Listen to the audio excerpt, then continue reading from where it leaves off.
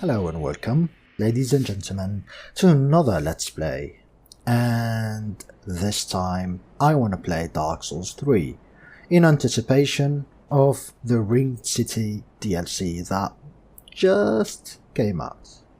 Today is the 28th and I decided instead of just going ahead and playing the DLC, I should probably start afresh, do a Let's Play and eventually play the DLC.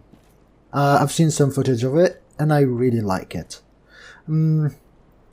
Obviously, I've already played through the game, so that won't be too much of a surprise, but still, it has been a while since I last played, so I'm a bit rusty. I choose a knight, because I want to go kind of a typical dexterity build, and for most builds in Dark Souls, a knight is really the optimal class to start, so I am a knight. I'm still not decided yet what type of build I want, but for the time being I want to go dexterity. That's my main goal, and later we'll see what's up. This here is the Ashen Estus Flask, yeah, before I proceed, this looks like Oscar of Astora.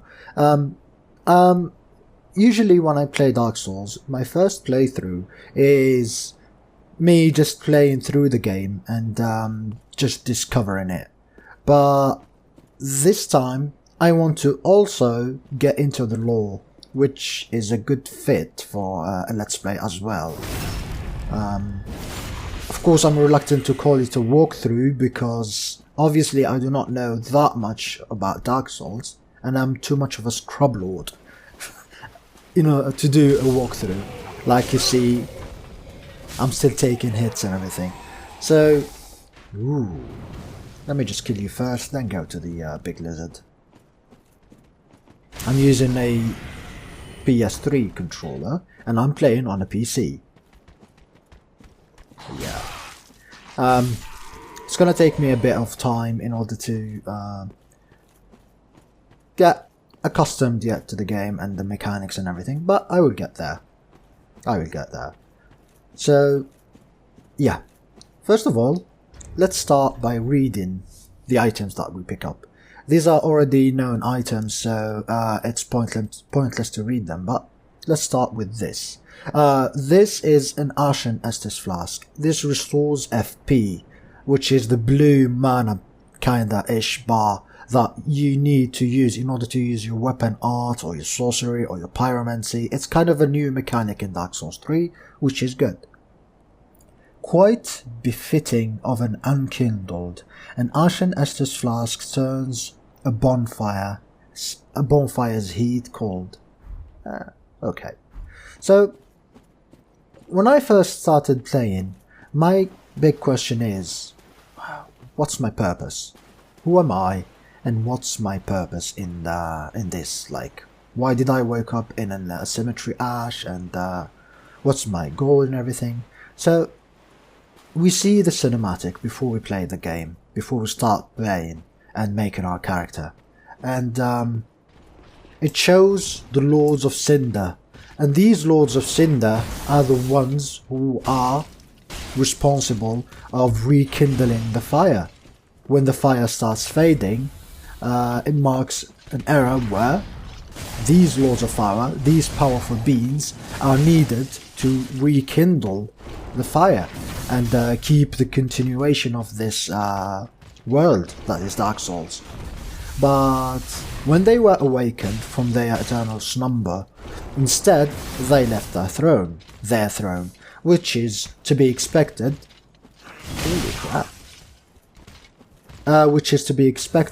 Because they are given the gift of life yet again, and each of them went to wherever they want to go, and so comes us, the really? Oh yeah, I pressed the wrong button to dodge, my mistake.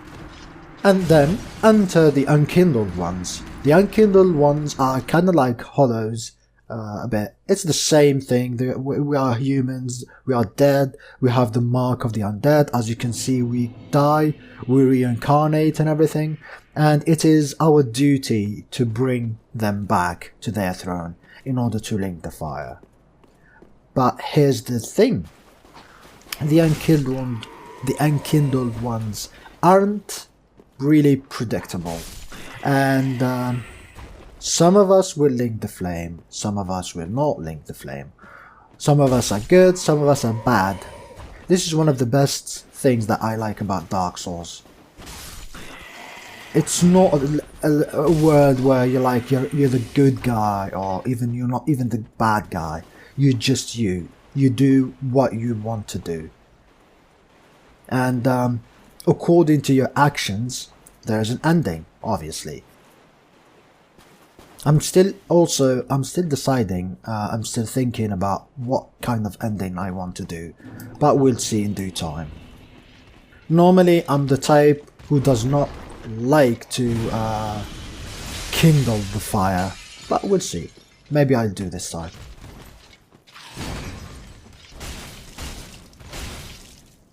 Yeah. So the other time, instead of pressing the circle in order to dodge, I pressed X for some reason, and I ended up dying.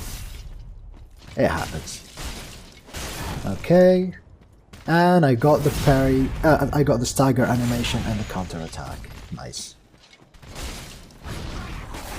Man, I had such a hard time the first time with this guy. You read the message, it says turn back, and you obviously do not turn back. Ouch, that hurts. And you find this guy. This is the bigger version, which I'm really happy they included, of the young or the small children-esque lizards that you find in the older games, and even in this one. And he gives us a Titanite scale. A Titanite scale is a really good item that you acquire early on. It reinforces sword transposed weapons to +4. Up to +4. So a Titanite altered by a sword reinforces sword transposed weapons to +4. Weapons forged by a sword transposition can only be reinforced by Titanite of the same kind. In rare cases, crystal lizards devour souls, grow into monstrous proportions, and leaving these great scales. So this is a bit of a story or a backstory about these big lizards. So they used to be small lizards, but in time they devoured a lot of souls and they become big. And I like it. And so we got it this early. Oh, my starting gift. I was hesitant between the gold coins and the fire gem. And I was like, okay, let's take the fire gem. Probably gonna kill the master if I can, because he's tough, and get the Uchigatana, one of my favorite weapons in the game. But I kinda already played through the game with it, and I'm reluctant. It's kind of a bit of an easy mode if you do get it this early, because it's really powerful. But since I'm doing a dexterity build, maybe it's a good weapon. We will see. I'll try and maybe I'll give it a couple of shots, maybe 3, see if I can kill him normally without resulting to dropping him from the cliff. If I can't, I will use cheap tricks. We will see. This here is Firelink Shrine. Gives us a big nice view of the place, although it doesn't really resemble the old Firelink Shrine we know and love. It still is Firelink Shrine. Note that the time is convoluted in Dark Souls, and many things change in time.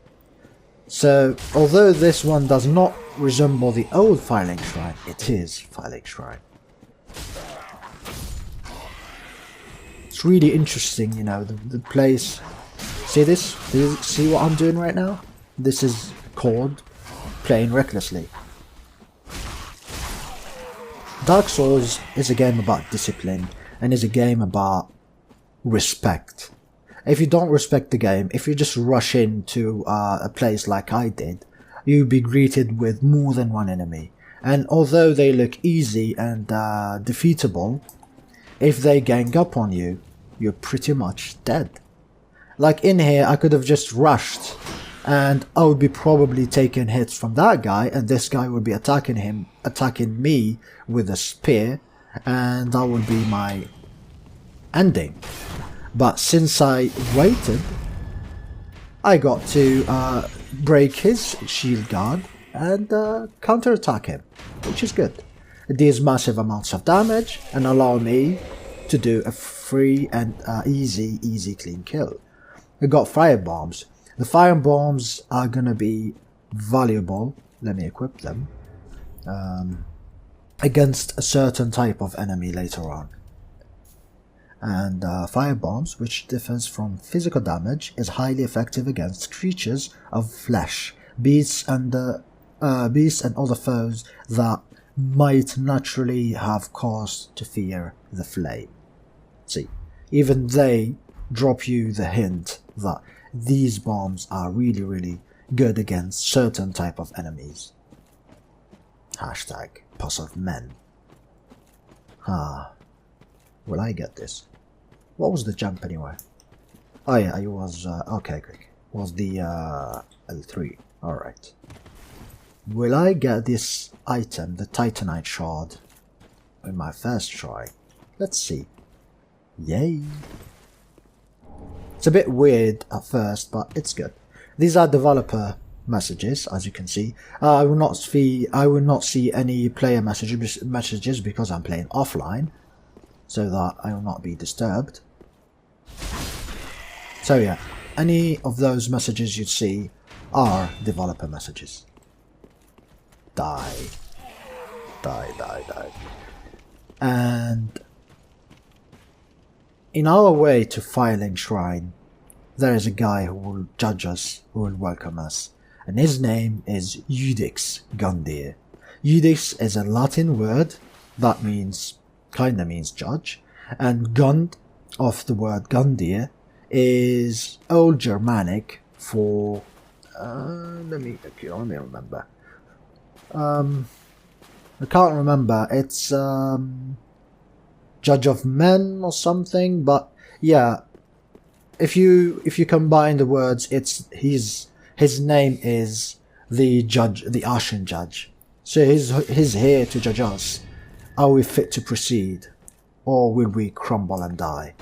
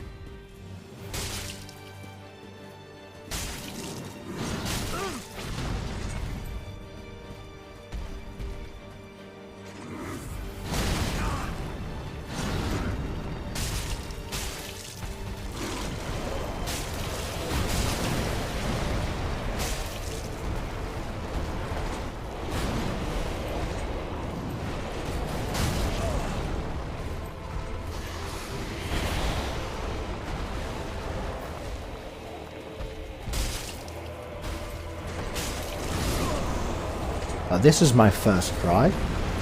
Usually I do get him for the first time, but my forgetfulness of the controls of the game caused my death. For the second time, instead of pressing circle, I pressed X, and I could not dodge, thus I died. But yeah. It's one of the more interesting bosses I've seen in Dark Souls. This one is really good, especially for newcomers of Dark Souls. This serves as the guy who will teach you what you need to do in order to defeat a boss in Dark Souls. So it's really good. Conserving your stamina is a thing, and usually I'll try to stay silent in boss fights. So here we go.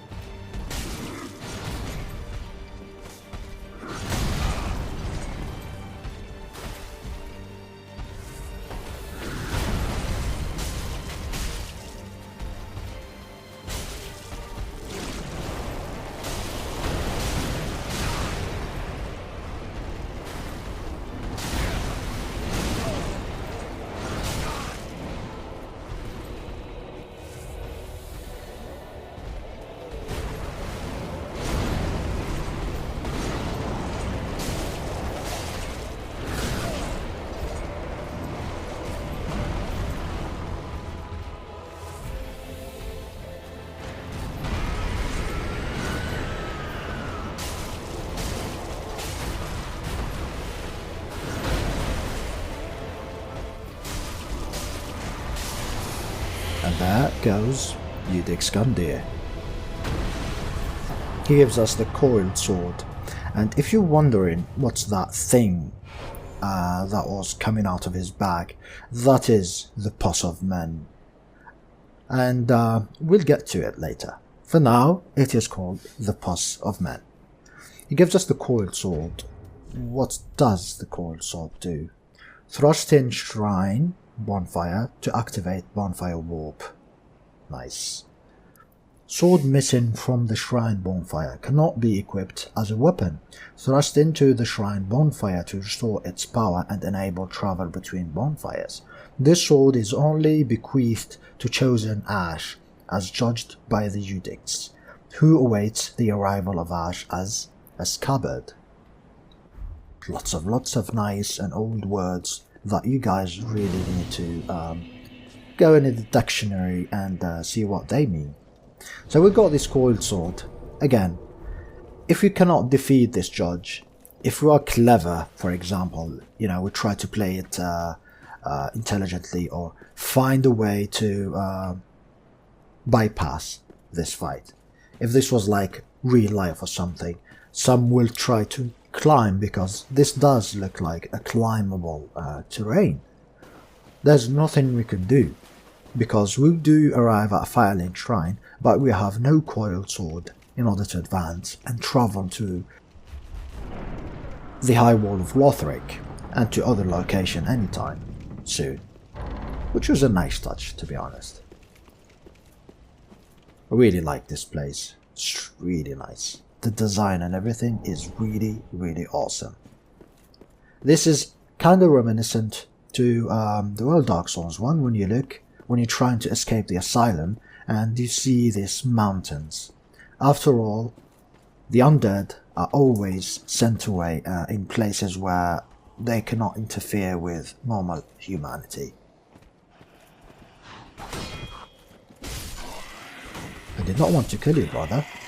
I was meaning to kill your first kin first, then you, but you died. A helmet bone. The helmet bone is an item that will allow us to teleport back to the nearest or to the last bonfire we rested in.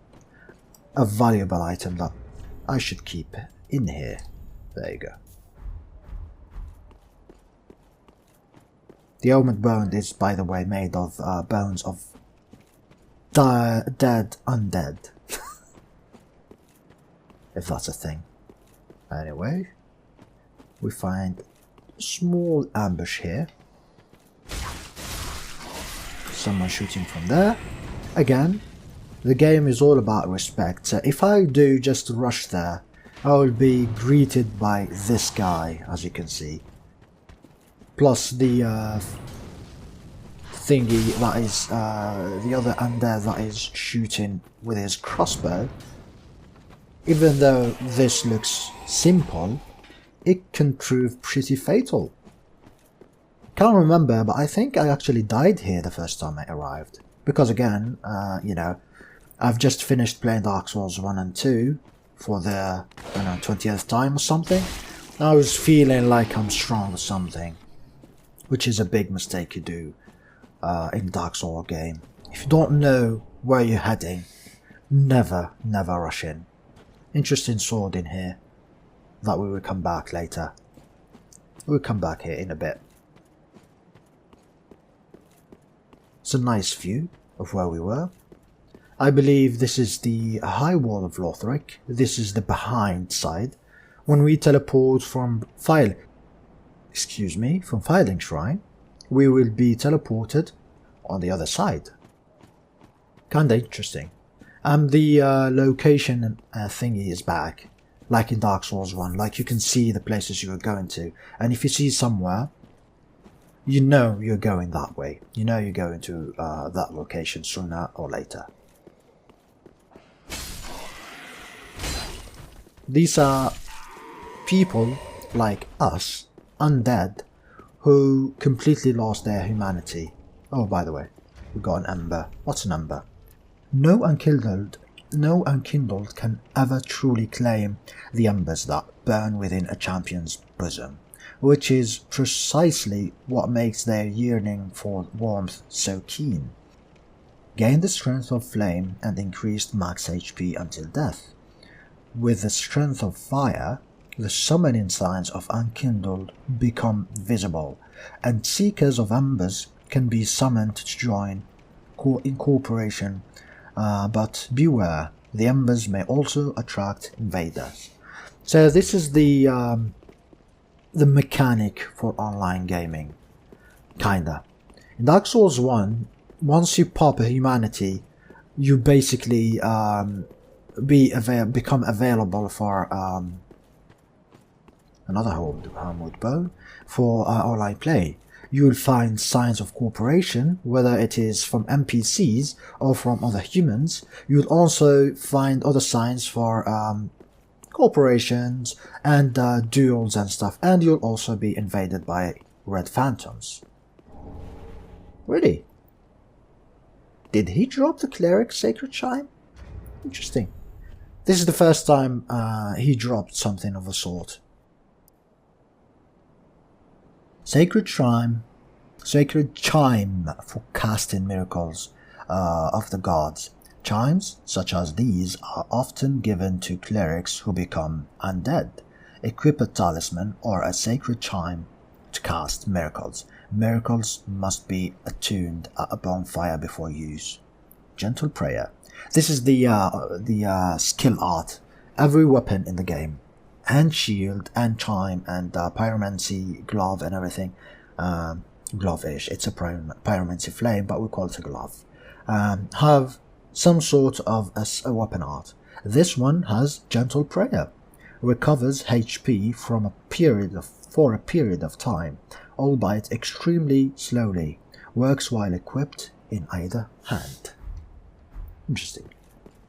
I maybe do a cleric or a faith/dexterity build.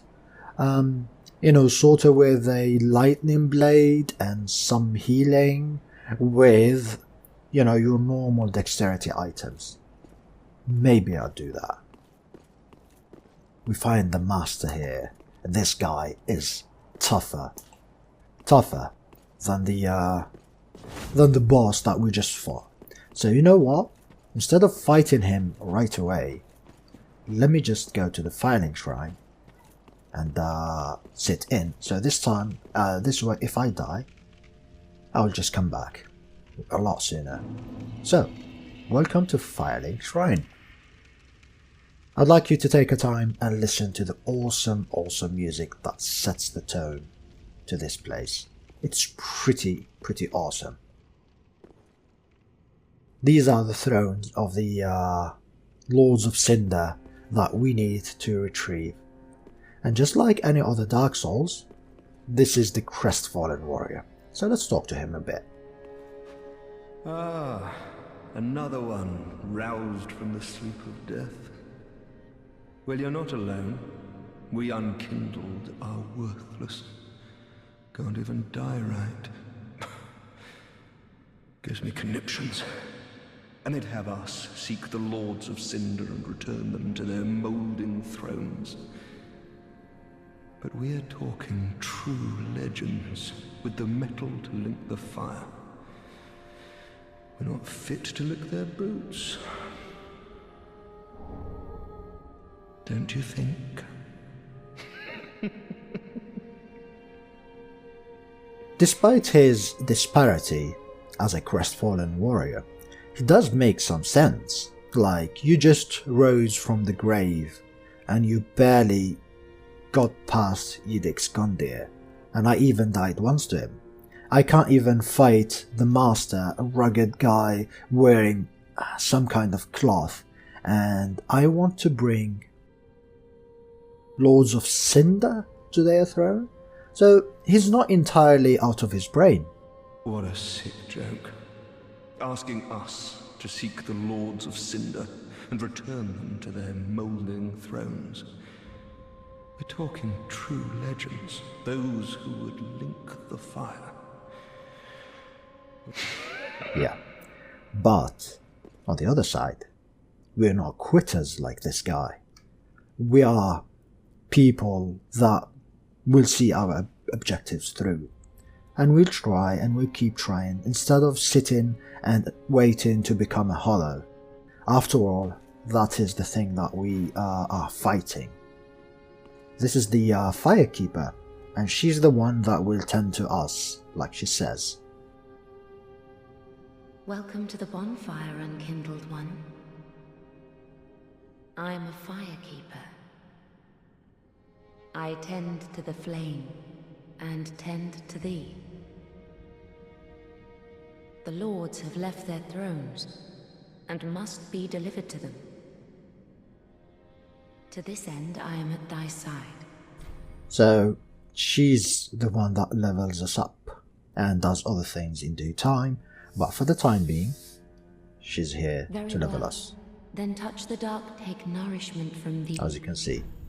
Normally, in my first playthrough, holy crap, what? How much? 1, 2, 3, 4, 5, 6. Damn, that's a lot. But yeah, normally in my playthrough I would be leveling up. But for the time being, I will be conserving my souls because there is a key I need to buy as soon as I can. Let's talk to her. Ashen One, to be unkindled is to be a vessel for souls. Sovereignless souls will become thy strength. I will show thee how. Ashen One, bring me souls plucked from their vessels. Ashen One, to be unsovereign, I will show thee, Ashen One. Alright, she does say the same thing. Farewell, Ashen One. May the flames guide thee. I thank you, my waifu. Yeah, she's my waifu in Dark Souls. Don't judge me. Alright. Let's place the embedded coil sword in here to activate the bonfire that will allow us to sit and to warp away from this place. Just sit to save. Well, I don't really need to sit because Dark Souls 3, all you need to do is just to activate a bonfire in order to activate the save. This is the handmaid. She's the merchant of the game, and you'll find most of the stuff you need in her. On her person, not in her. Ashen One. Well, maybe in her isn't I am but a wrong after humble all. handmaid of the shrine. Weapons, armor, trinkets, and spells. I've lots of little things to ease the burden of a weary traveler. Indeed you do. And yes, I'm undead too, but not so charitable as to give my goods away. Ashen One, fetch souls and bring them to me. As is thy wont, no? Filthy hag. So yeah, she sells a lot of interesting stuff. But the two most important things you need to get right on are the torch and this key. 20,000 souls. Man, it costs a lot. I will get it. In due time, we will get it. Let's leave. Ashen One, be sure to bring more souls. Oh yeah, let's talk a bit with her before we do. Ashen One, if my wares are not to thy satisfaction, bring me umbral ash. With ash, I'll fashion new wares. Is it not our sorry fate to sup on death?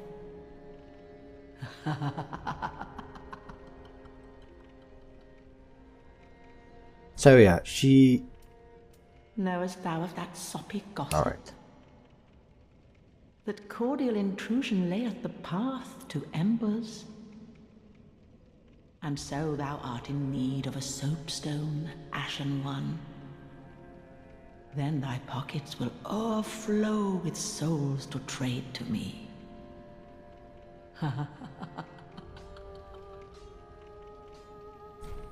Ashen One. Yeah, Is it? her dialogue got exhausted.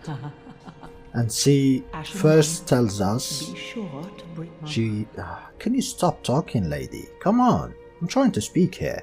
So, she tells us about the Umbral Ash, which is the remains of other undead, that once we give her the Umbral Ash, we get access to new stuff that we will find in due time. She also talks about Soapstone, which is another online and corporation playing item that we need to use in order to play with others, and by playing with others, we get embers and souls that will allow her to sell us more stuff. This old friend is Andre the blacksmith. Well, a newcomer, I see. I am Andre. I serve at this shrine as a humble smith, forging weapons.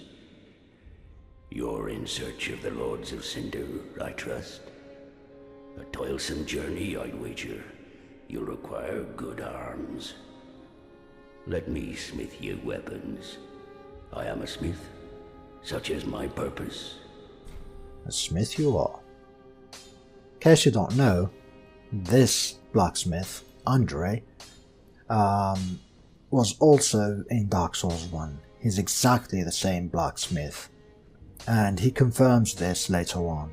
We'll talk about this when we get to, but yeah, he's the Dark Souls 1 blacksmith. Some people talks about how come he lives for millennia and stuff, but let's not forget, time in Dark Souls is convoluted. Like, you can enter a new area and you not even notice that like 1,000 years has passed. Time does not flow normally in this world like it does in ours. So Andre is a blacksmith, and he does reinforce weapons, infuse them, repair equipment if it does break, a lot Estus, like gives us, more Estus flasks and everything. Should I need the Ash Estus, I will give it more. Should I need more Estus flasks, I will just do this. And for the time being, since I'm not going to use weapon arts and everything, and sorceries and stuff, I'm just a traditional warrior, I'm going to give it all to my Estus flasks, because I need the healing. Confirm, yes. He can also reinforce it, so give us more charges in our Estuses and Ashen Estuses. And let's talk to him. Weapons and protection are sturdy enough by and large, but when overused, they'll eventually break. When their durability is low, repair becomes a necessity. Use a powder, or simply rest at a bonfire. But should chance impel them break, bring them me. I'll hammer them back into shape. They take no pleasure in breaking, I assure ye. So handle them with care, if you would. I would do. There are two ways to smith weapons. Simple reinforcement is one, and infusion the other. Reinforcement is straightforward. It strengthens a weapon without altering its property. Infusion is a more advanced form of smithing that infuses an element. Reinforcement requires titanite, and infusion requires gems. Bring the stones, and I'll do the smithing. It's my purpose, after all. In battle, your weapons are your only friends. Forge them well, and they won't let you down. Hurrah. Another matter. Infusing weapons with gems requires a special kind of coal. My humble coals won't be any use infusing more unusual gems. I know, it's an awful shame, but it's all I have. Oh, please don't give me that look. Believe it or not, I'm quite thin-skinned. Man, you're awesome, Andre. You're really awesome. Oh, by the by, if you find any Estus shards, bring them here. They can be used to reinforce either of your Estus flasks. Without those flasks, you'd want for life or focus. And they'll always stay with you. Why not treat them well? Huh? Weapons, Okay. but they... Dialogue is exhausted. Pretty be careful. I don't want to see my work squandered. So, Andre got me thinking. For new players, and I am guilty of this too, many new players will not kinda concentrate with what he's saying. He just basically told us a lot of things that we will find in our way, and he talks about infusion, he talks about how we reinforce our weapons with Titanite and everything. So if you take the time and listen to him, we get it easy. Whenever we find something, we understand immediately what it does. But since most of us are always in a hurry to play the game, we don't take time to listen and talk to him. And so, we end up not knowing what an Estus shard is, we end up not upgrading our weapons and everything, the infusing system is confusing and everything, and like I said, I am the biggest guilty of these things. I don't read stuff, I'm always in a hurry of playing the game, and the normal, the mechanics that are sitting right in front of me of the game just fly by my side, and usually that makes the game a bit harder. So what am I gonna do in this playthrough is make sure I read description of items. First for the story, and second for some mechanics and everything, and I will do explain as I go through. And like my man up there saying, fret not, I too don't know many things about this game, so I will be discovering with you guys. I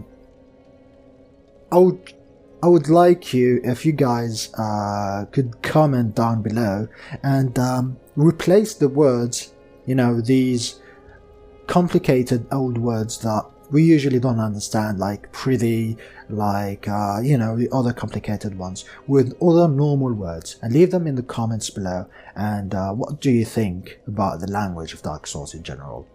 And with this note, I will see you guys in the next episode, where I go defeat the Cloth Master, and then we go and travel to the High Wall of Lothric. Until then, see you later, guys.